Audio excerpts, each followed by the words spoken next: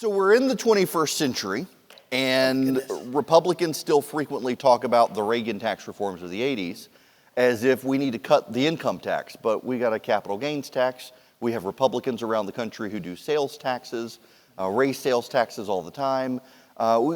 Just as a start for the conversation, if you could, fill us in on your thinking. Where do we stand in tax policy in the 21st century? Let's do a brief history. When Kennedy wanted to cut marginal tax rates, as Reagan did, almost very similar bill, Goldwater voted against it. And so the modern Republican Party was not always the party that opposed taxes and cut taxes.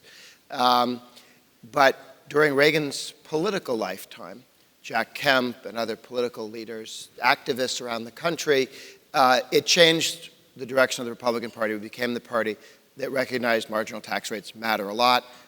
Lower rates do less damage to the economy. You have to raise some money, but you don't have to do it stupidly and destructively. And we are now divided out. Americans for Tax Reform, which was founded by Reagan, actually, and then he asked me to run it to help pass the '86 bill. We put together the pledge, ask candidates, federal, state, local office, to sign a written pledge to the American people, not, as Obama used to say, to me, but to the American people, that they will vote against and oppose all efforts to raise taxes. Since '94, when the Republicans ran with about 98% of all the candidates committing to the pledge, in the previous 60 years, the Republicans held the House and Senate for 4 of 60 years, 2 sessions of the House, 4 years.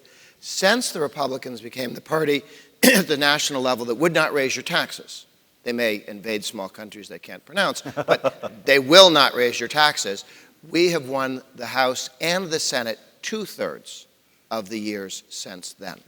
So step one, be the party, the movement, the candidate that will not raise your taxes, which means you must be the candidate to reform government. Because the alternative to reforming government is just to raise taxes to pay for all the stupid stuff you used to do, and we got some new stupid stuff. No, it's good stuff. The good stuff's new. The old stuff may be stupid. We'll keep doing that. And I've got a good project. This Edsel's going to work, so we're going to raise taxes for that. Tax spending reform only comes when taxes are completely off the table, because if it's, how about taxes and spending, the left keeps focusing on the taxes, we never get to the spending restraint. But moving forward, we're moving towards a single rate taxing consumed income at a single rate one time. Right now we tax income many times: when you earn it, when you spend it, when you invest it, when it's inside a company, when you get a capital gain, when you're stupid enough to die. They keep coming back and taking bites out of the same apple. You want to tax income one time. Watch you earn it, tax it, go away. You don't have any interest in that person or that money after that point. Just tax it once. Second, single rate. This has nothing to do with fairness. Taxation is taking money from people who earned it and giving it to people who maybe didn't earn it. Fairness is that you can do it in a less destructive way. But the reason you want a single rate is that and I'm originally from Massachusetts prior to emigrating to the United States. And there, and I'm staying. I'm not going back. They can't make me go back. We have a single rate tax, 5%, by Constitution in Massachusetts. And when the politician in Massachusetts wants to raise your taxes, they say, I've got a great idea, and you're all going to pay for it. And people say, then we're all listening, and it better be a good idea. And they really haven't been able to, they've actually let rates come down in recent history, not gone up in Ted Kennedy, George McGovern, deep blue Massachusetts.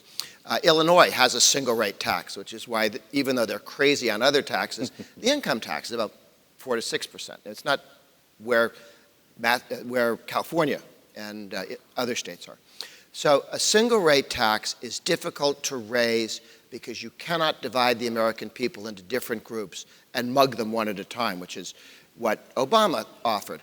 I'm only going to tax the top 1 or 2%. The rest of you might want to step out of the room because this isn't going to be pleasant, but it's not you. So if you can't do that and you have to face everybody at once, it makes it tough to raise taxes. They have to really have a good reason. And we're moving in that direction. Just about everything that Trump did in his tax reform moved in the right direction. Did we do it all at once? No. Is there much more to do? Absolutely. Was that taking the corporate rate from 35%, which was the highest in the world? You know, Germany was at 25. Communist China has a 25% tax. We were at 35. Our corporate rate was higher than France's, stupider than France, not where you want to be. So nobody had a rate as high as we did, and we took 35 down to 21, which puts us kind of in the middle. I mean, much better than where we were, but we have 4%, 4.5% state corporate taxes on average. Not every state has them. So you're really about 25% when you look at it. That's okay competitive, but Trump's goal of 15 is much better, and we got to get there. So I think we're moving in the right direction. We just need a House and a Senate to do it. So how do you respond? This is actually one of those questions I'm glad you're here because I've always wanted to ask you this one. How do you respond to you folks, even now you've got some in the conservative movement who say, we've cut taxes enough, we got to worry about spending, and until we worry about spending, we can't deal with taxes at all. They have it backwards. If you leave the option of a tax increase on the table, you never get to spending. When we said to Obama, when he wanted to raise the debt ceiling by $2 trillion, Boehner, House leader, said, well, we'll give you the $2 trillion. You have to take $2 trillion out of spending over the next decade. So we'll match the $2 trillion debt ceiling you want, but we got to bring spending down. And the first thing they did was drop their planned spending by $1 trillion, money they hadn't yet spent, but they were planned to. And they took it out of the baseline, which made it very difficult to ever get back again. That was the easy trillion. The next trillion, they actually bent down spending. We went from 24% of national income consumed by the federal government to 20, because we just did this. And we won that spending fight only because we took taxes completely off the table, and Obama came back 100 zillion times saying, well, of course we're going to do taxes and spending cuts. And we said, no, okay, this is a pepperoni pizza. It's not pepperoni in shards of glass. Take your tax increase off. We're just doing spending. And we won that fight. Now, because we had the House and could say no. Because the Democrats had the House this time, they drew some blood. There's a very tough spending bill that spends much too much money. I could have played this out in 100 times, and 50 of the times it would have been much worse, and maybe 50 of the times you could have done better. But what we got was what we got when we lost the House. Right. It's very expensive. Bad. So when we talk about taxes, people, national level, often talk about income tax. Local taxes, people talk about sales tax. But there's also the capital gains tax, and you mentioned this backstage, and I do want to talk to you a little bit about this because Warren Buffett likes to say that his secretary pays more than him because he pays capital gains tax, which is not actually him saying we should raise the capital gains tax rate. It's we should raise the income tax rate for everyone else and cut it for a secretary. And I'm a firm believer that the capital gains tax really does stimulate the economy if you can lower it.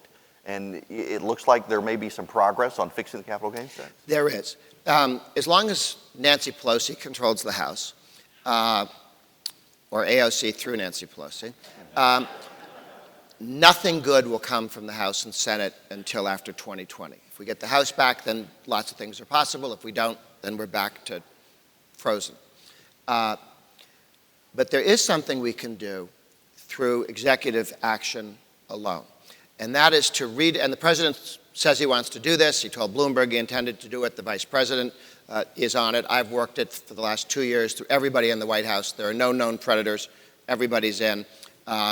We just have to get our legal ducks in line, and next 2 months this should happen.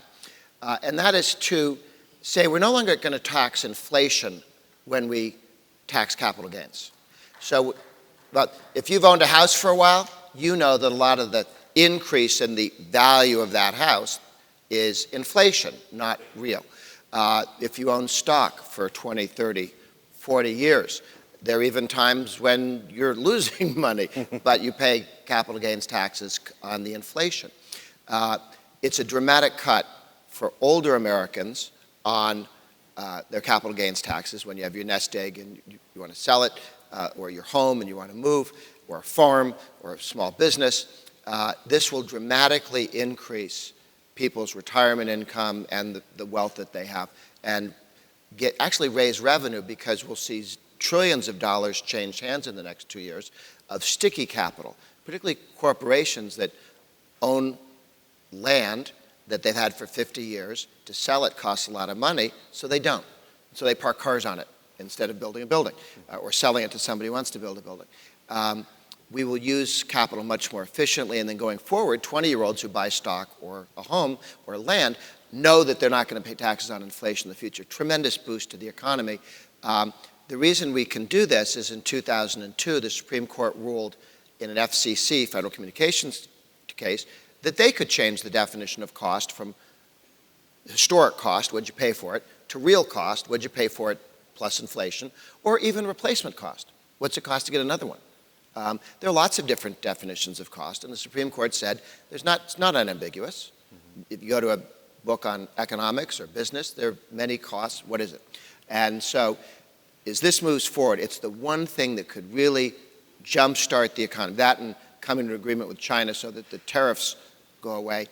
That would give us 5,000 points on the Dow, but this will also be tremendously helpful. So there are two really good things that can happen on taxes. One is ending the tariff war, hopefully winning the tariff war, or at least, but getting the uncertainty gone, and fixing capital gains taxes so you don't tax inflation.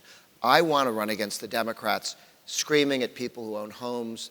More than half the people in the country own homes, more than half the people in the stock market, more than half the people have IRAs or 401ks, and they say 1% of people would benefit from lower capital gains taxes, that they're missing what the country looks like.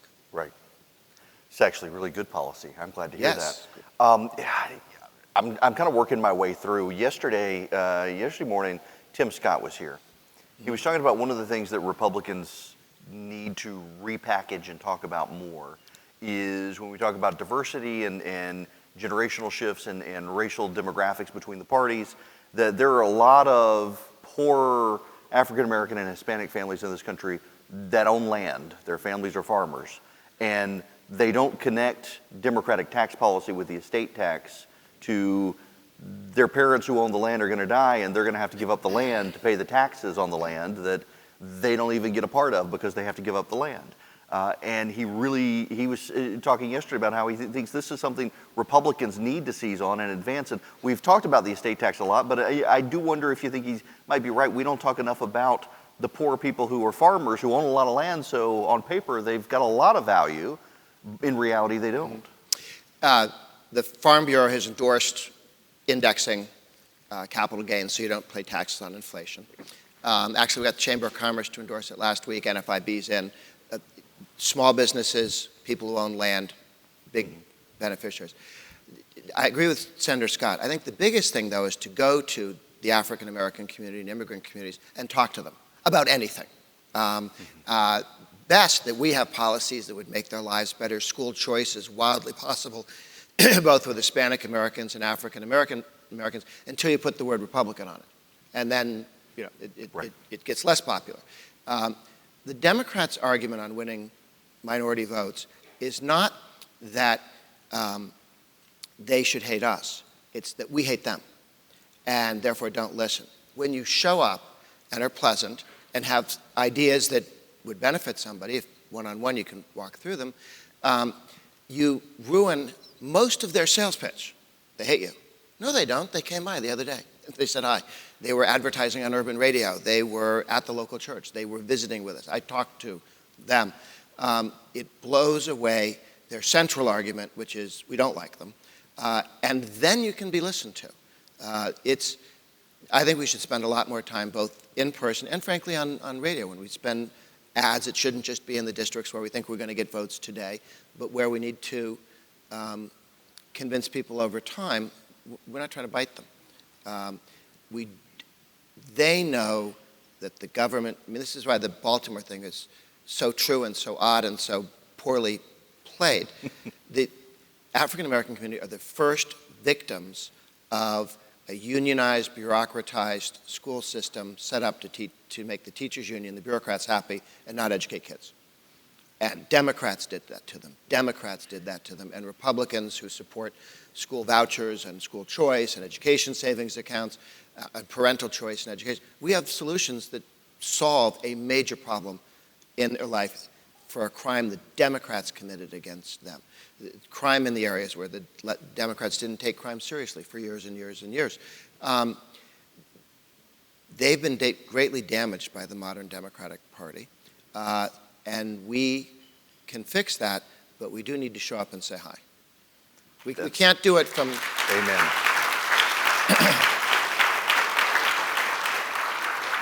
It's been a long time since you and I had this conversation, but back in 2002, the 2004 era, the Republicans took over Georgia, and then in 2006, they kind of swept the full state.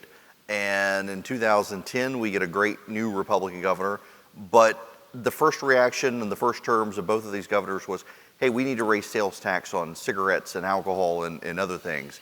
And I'm always amazed by the number of times Republicans and legislatures who are anti-tax are willing, the moment a Republican governor says, cigarettes and alcohol are bad, let's raise taxes on them, that even Republicans are willing to get on board with these things. And I'm noticing more and more that the sales tax on singling out certain products, Republicans are really good at saying, oh, I love to cut taxes, but these are bad, we should raise taxes on them. The establishment left in the culture will demonize a product or an industry, and they're softening it up to tax it, okay? And so they say, you shouldn't drink liquor, we're gonna raise taxes on it, and some people, well, I don't drink, so who cares? And of course, they raise that tax, and we're gonna raise a tax on a sin tax. All sin taxes are based on the idea we're gonna tax it, so there'll be less of that. Less gambling, less liquor, less cigarettes, and okay. And then they fund a whole program off of something that they explained to us at the beginning was going to go away because of the tax increase. So taxes on sin taxes, excise taxes on a product that you want, they admit they want less of, right? When they tax income, they don't admit that the purpose is to reduce the number of people working and how much they make. But on excise taxes, they go, yes, we're doing this so people smoke fewer cigarettes. And then 10 years from now, when revenue is not this, but it's like this, and you don't have the money, and you hired everybody and they've all got pensions, you're going to come back and want a broader sales tax or an income tax. All sin taxes are placeholders for income tax increases in the future. And they think, sometimes successfully, that we're too stupid to see that coming. And so we just have to remind them, you said this is, we had this fight in South Carolina. The South has a challenge. A number of the Republicans in your legislatures used to be Democrats. Right. Okay? And they said, well, to get elected, I need to become a Republican. And I go to church from time to time and I have a gun, done. And they didn't get the memo about not raising taxes, because I talked to some of these guys, you get this deer in the headlights. Well, where did that come from?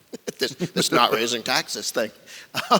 Did I not mention I'm very good on guns and I go to church from time to time? Yes, and try this. So there is this challenge from states that flipped. And you see, the more recently they flipped, the bigger the challenge is of people who still are tax and spend Democrats at heart, but they may be culturally Republican, or they may just be Republican because if you run as a D, you might lose in this district now. So I think I'll switch. We need to work on gently bringing those guys along.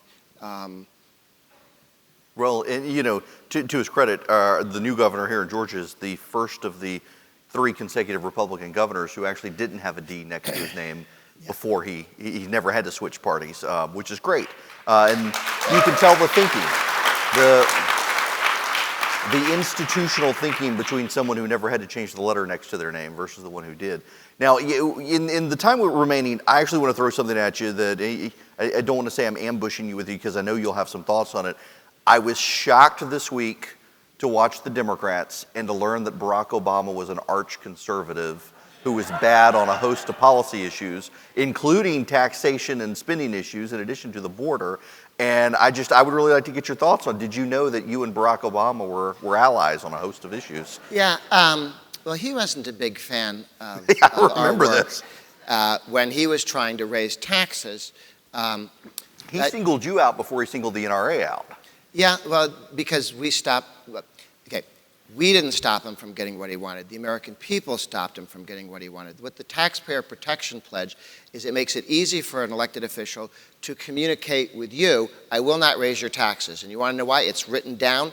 It's 2 witnesses, not that we don't trust them. It's dated. It's up on the web. We make many copies for everybody. And there's a wonderful study out of Washington University. If politicians who say they won't raise taxes, has no effect on whether they'll raise taxes. Put it in writing, big effect. And for some reason, they get the joke. I think it may be when George Herbert Walker Bush, kicked Iraq out of Kuwait without getting stuck occupying the place for a generation. He collapsed the Soviet Union without a lot of blood on the floor and got the Soviet Union to 15 pieces and to leave Eastern Europe. And then he raised taxes and he lost the election. This is a guy with monumental successes, and the only thing is, on his tombstone, raised taxes, said he wouldn't, liar. And every Republican goes, I got it. Because Bush had won that election because in the primary against Dole, he said, I've taken the pledge, you haven't, 2 days before the New Hampshire primary, which Dole was supposed to win, but didn't. And then he was 14 points behind Dukakis, the short guy in the tank from Massachusetts. And he was 14 points behind Dukakis. Then he said, read my lips, no new taxes. I'm Ronald Reagan. I'm not going to raise your taxes. He wins by 8 points. Then he turns around, governs, and raises taxes and loses. So the modern Republican candidate said, I get it. Take the pledge not to raise taxes, publicly and in writing, win the primary. Take the pledge publicly and in writing, win the general. Keep the pledge, get reelected. And so no one's life is a complete waste. Some people serve as bad examples. And there's been this, it was a painful loss. He would have been a much better second-term president than the guy he lost to. But we have to teach elected officials, don't lie your way into office. You have to be straight with the American people. Don't raise taxes. And that's been a big, big help for everything else we've done. It's been more easy to do because we take taxes off the table. Now how do you solve things without a tax increase? What Obama had was, we took the House, then we took the Senate. He wasn't president for 8 years. He was president for 2 years. And then after that, he was the guy who lived in the White House and couldn't do anything unless the Republicans in the House agreed to it, and the more than 40, back when the filibuster was quite robust, could let him do in the Senate. And then eventually we took the Senate in 2014 as well. So what the Ds are attacking Obama for is all the things that the Republicans took away from him. He didn't do any of those things. He didn't want to do any of those things. He didn't want to sequester. He didn't want spending limits. He didn't want to make the number of the reforms or even deal with the border security or a lot of these issues. But the Republicans forced him. We didn't get as much as we wanted. I mean, I was over in the Republican foxhole, and they're going, we're not getting everything. I go, the president has the veto. You're not going to get everything. But do you understand the guys over there are bleeding from all pores because of what you are collecting and taking off the table from them? So it's just the reverse of that, where the Ds are looking at the Obama years and crediting him with our successes and acting as if he wanted to do that, which, if you have any idea what Obama really wanted to do compared to what he got, I ran into John Kerry, a Massachusetts senator before he was Secretary of State. He said, Grover, your wife and my wife should really get together and have tea. Yes, they should, Senator. What would you like? What do you want? And he said, well, I'm hoping you could convince the Republicans. We're so close. Well, what is it that you're looking for? Well, what we need is a $1.4 trillion tax increase. And I said, I thought we had a $1.2 trillion problem. Well, yes, but the president wants another $400 billion in additional spending in our deficit reduction package. So we're going to have to raise taxes even more. And I assured him I'd do what I could. And, but for Obama, what he thought he was going to get out of that negotiation, we were off by $1.4 trillion. So he spent the rest of his presidency trying to get that $1.4 trillion back, which he thinks he was cheated out of. let me assure the nice Democrats, he was doing everything you'd want him to do. He fought valiantly. He was trying to loot the American people. He was trying to regulate everything. He was trying to raise taxes and spending, and we just beat him, okay? We didn't win everything, but we beat him on so much of what we wanted.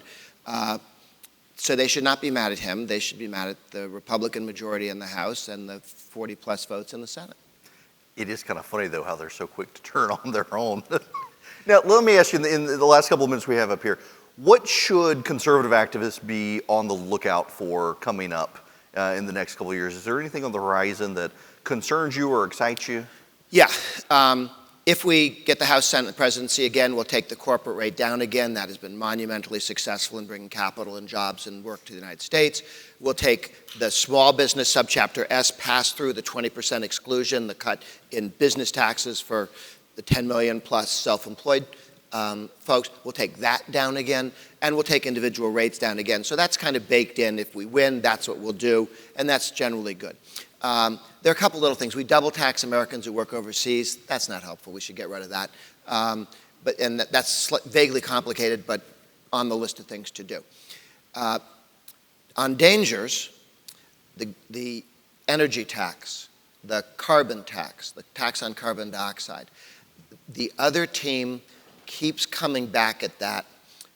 And they ask the question in a jillion different ways. It's like a teenage boy on a prom date. They keep asking the same thing in different ways. And and the trick is to say no, no, no. It does, you just have to keep, no, no, yes does not solve your problem. And they want the energy tax because they know there is no more blood out of the turnip of the income tax. They will have higher taxes on people who earn more money because they don't like them and they want to signal they don't like them. But even Obama admitted that higher capital gains taxes lose revenue, and he was still for it. Still for it, even, this is in conversation, even though he knew intellectually that every time we've raised capital gains taxes, the government gets less money. This is just to punish people who do that sort of thing, like make money, and express your contempt for them.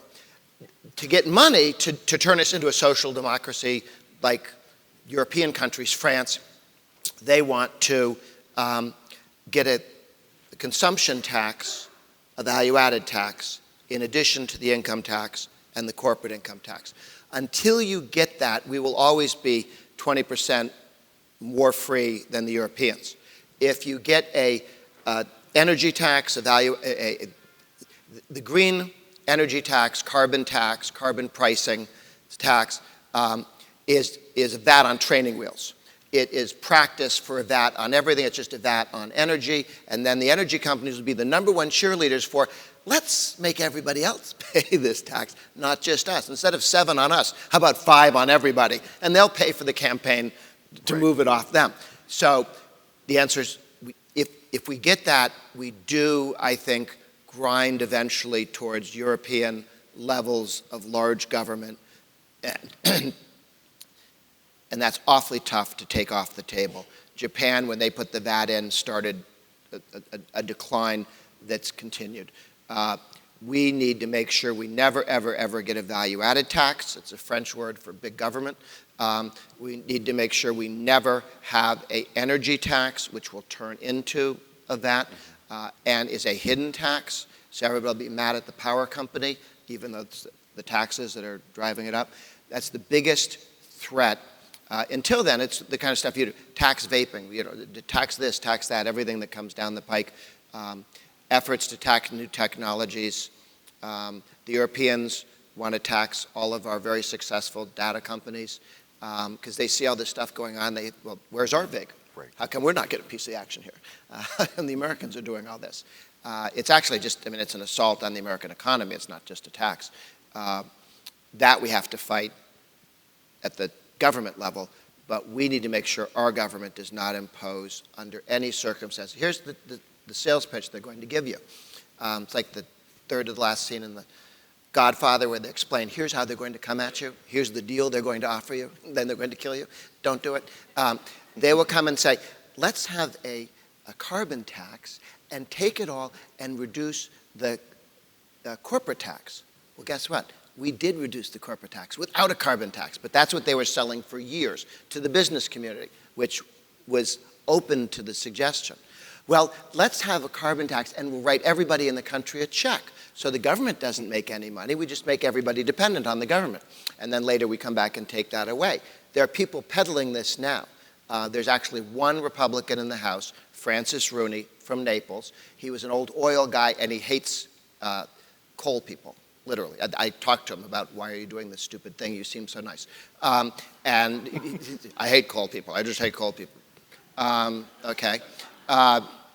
You live in Florida. They don't even have coal. Anyway. So they have one Republican congressman. They've had others. They all got beat.